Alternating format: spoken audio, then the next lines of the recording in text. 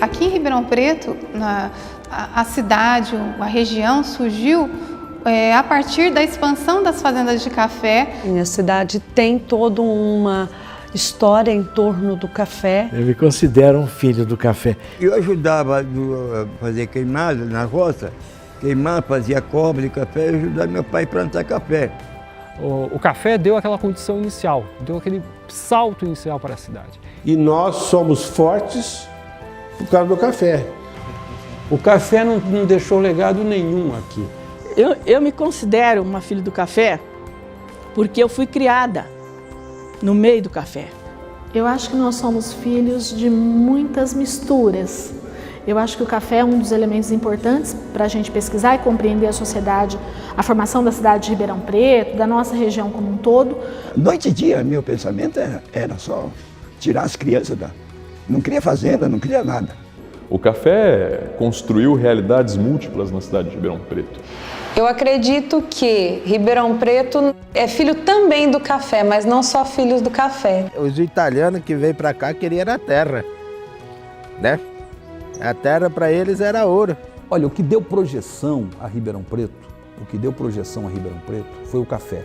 Como tem cana hoje, aquele tempo era só café. Todo mundo apanhava para dar café, faltava só plantar dentro de casa, de tanto café que tem. O governo incentivou para viesse no Brasil, porque o Brasil ganhava dinheiro fácil, né? Onde o povo caiu naquela conversa, viemos no Brasil, mas o fato não era isso, como eles diziam, né? O Santos Dumont, filho dele, quis tudo escravo. Então ele foi lá e comprou todos os escravos de volta e trouxe para a Companhia Dumont. A história não propõe a universalidade nem a totalidade. É um constante registro, um convite ao pensar e ao repensar os fatos. Existe a história que se viveu. Então deixa eu contar uma história minha. E naquele tempo, uma camisa tinha mais de 10 cores de camisa. Tirava de uma, passava para outra, porque remendava tudo para recuperar aquela, porque não podia comprar outra. Isso aí eu provo e falo que aconteceu com nós, na nossa família. E a história contada e recontada. Assim falava meu pai e os outros diziam que quando isso aqui começou a abrir, cada fazendeiro pegava e fazia a picada. Fazia um trio e falava, daqui para cá é meu, daqui para cá é teu. A minha avó falava quando eles eram escravos, né, que tinha colheita de café, cada um carregava seu saco. Se enchia ele, um não podia ajudar o outro. Meu avô contava tudo direitinho, dos que veio. Naquele navio, quando vieram, era de imigração, vinha gente da Espanha, vinha gente da Itália. São várias as formas de registro que explicam o passado. Não dá para pensar em Ribeirão Preto sem pensar no café, no que foi o café. O que Ribeirão Preto é hoje, em termos de um centro regional voltado para setor de serviços, comércio, uma indústria mais refinada, uma indústria mais especializada, isso é fruto de um desenvolvimento a longo prazo que tem suas raízes na época do café. O processo iniciou-se com meu tataravô, dando à filha Joaquina Evarista Meireles e seu marido, Francisco Machado de Souza, um pedaço, uma gleba de terra que foi comprado do José da Cunha Junqueira. Eles desmataram uma pequena parte na época e começaram... A sirene ainda toca, forte, extensa, mas hoje é só uma lembrança. Toca na Fazenda Santa Cecília, em Cajuru. Assim como ainda toca o sino na Colônia Preta, em Sertãozinho. Dona Maria da Conceição nasceu livre e aos 92 anos ainda guarda na memória histórias que ultrapassaram um século. Meu avô chamava Honório Nery Sacramento, minha avó chamava Mamédia Moreira Gomes Sacramento, meu pai chamava Lourenço Roberto, minha mãe chamava Marcelina Nery Sacramento. Eles vieram para o Dumont, formaram cafés, até que rompeu o esquina, trabalhou. Aí quando rompeu a Liberdade, cada um caçou um rumo, né? E meus avós veio para cá. Dona Maria, Senhor Doca Bonfim, os imigrantes Quineu Kurosawa e Giuseppe Di Donato. São alguns dos milhares de personagens da história de Ribeirão Preto. Uma história que começou há muito tempo atrás. O povoamento, a ocupação propriamente dita, ela se inicia no início do século XIX com populações vindas de Minas Gerais, especialmente do sul de Minas, que ocuparam toda essa região aqui do Nordeste paulista, né? Inclusive a área entre o Pardo e o Mogi Guaçu. Aí meu pai veio, meu pai, com meus avós, e aí começou a trabalhar derrubando mata, formando café. Basicamente, grande parte da população que se assentou em nossa região aqui, ela é proveniente de Minas Gerais, gente abastada, como os Junqueira, gente mais humilde, né, como trabalhadores de fazendas do sul de Minas, que vieram para cá em busca de melhores condições de vida, melhores condições de sobrevivência. Boa que é a dona isso aqui. Morreu, passou para minha mãe. Uma história que se confunde com a própria história do café no Brasil. Quando Francisco de Melo Palheta, adido do Brasil na Guiana, foi conseguir umas mudas de café e elas entraram pelo Brasil através do norte, os governadores da província do Grão-Pará e do Maranhão, eles tinham intenção de plantar esse café na região. O café chega na área do Rio de Janeiro no final do século XVIII e pouco a pouco ele vai subindo serra acima, como se dizia naquele momento, vencendo a Serra do Mar e alcançando as terras, os morros de Meia Laranja, no Vale do Paraíba. Nesse meio tempo, o café chegou a São Paulo pela região de Ubatuba, subindo a Serra do Mar e se colocando ao lado dos cafezais do Vale do Paraíba do Rio de Janeiro, porque essa região fica entre São Paulo e Rio de Janeiro. E aí, então, eles começaram aqui em São Paulo o cultivo do café. Com isso, largas áreas muito maiores que as litorâneas passam a produzir café. Já na década de 1820, 1830, você tem um volume exportado bastante considerável que vai se expandir ao longo do século XIX. A diferença que existe entre a plantação de café realizada no Vale do Paraíba e na região aqui de Ribeirão Preto, ela está mais ligada ao tipo de clima e ao tipo de solo das duas regiões. E, portanto, também a como era feita a plantação. Como lá o relevo é mais arredondado, eles chamam de mares de morro, o café que foi plantado na região e que era plantado em fileiras, porque ainda não existiam as curvas de nível, ele erodiu muito o solo e com isso o solo se deteriorou. Aqui na nossa região, o topo do Planalto, em função do derrame de lava, que a lava sobe e se deposita em camadas uma acima da outra, ele é um relevo mais plano. Então, ele não... E quando o solo se forma, ele se forma em cima da rocha-mãe. Então, ele é um solo que não sofre tanta erosão. Então, em função disso, a produtividade do café aumentou de forma extraordinária e o café se espalhou por toda a região. Com isso, busca-se novas áreas. Então, o café vai expandindo a partir do Vale do Paraíba, buscando terras, no caso de São Paulo, mais a oeste.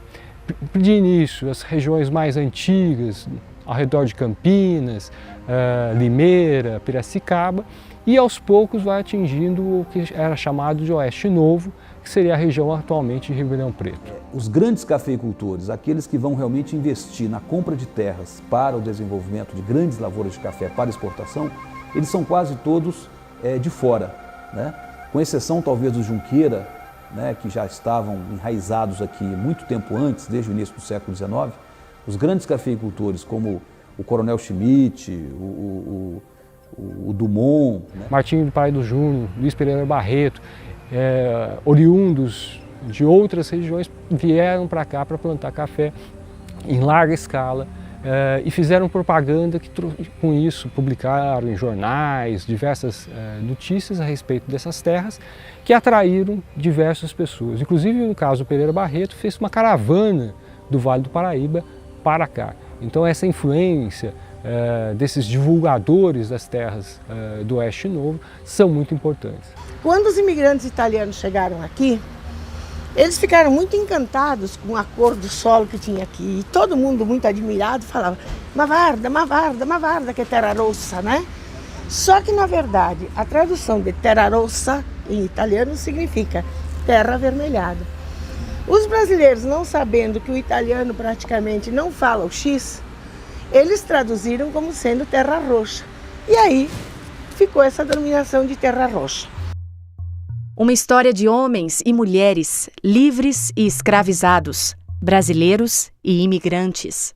Você tem um certo mito na história de Ribeirão Preto que nos diz que Ribeirão Preto começa com o café e o café já não usava trabalhadores escravos. Não é verdade, né?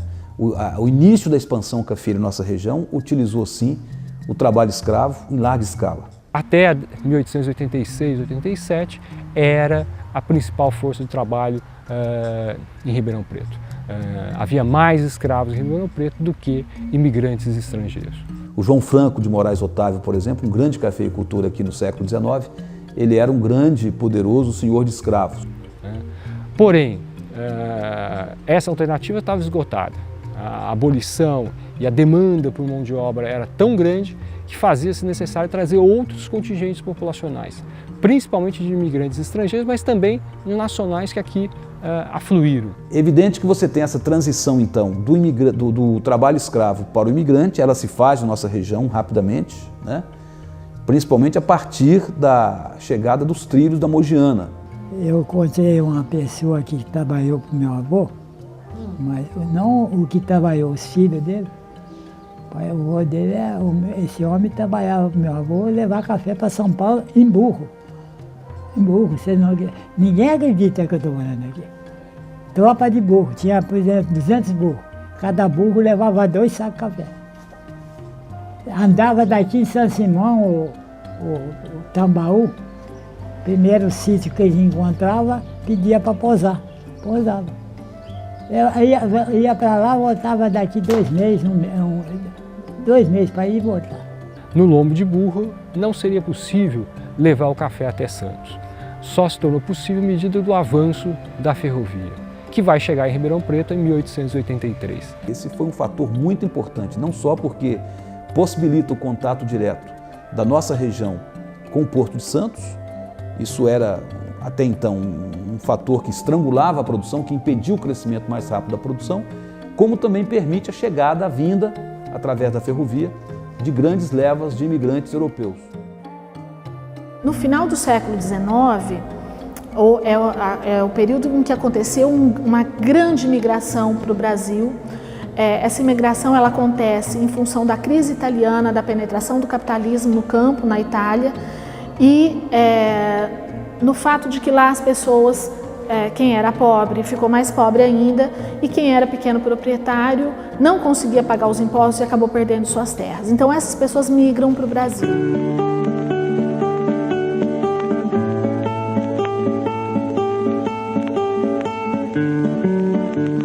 Italia bella, mostrati gentile, e figli tuoi non li abbandonare, se non ne vanno tutti in Brasile, non si ricordano più di ritornare, ancora qua ci sarebbe da lavorare, senza stare in America emigrare.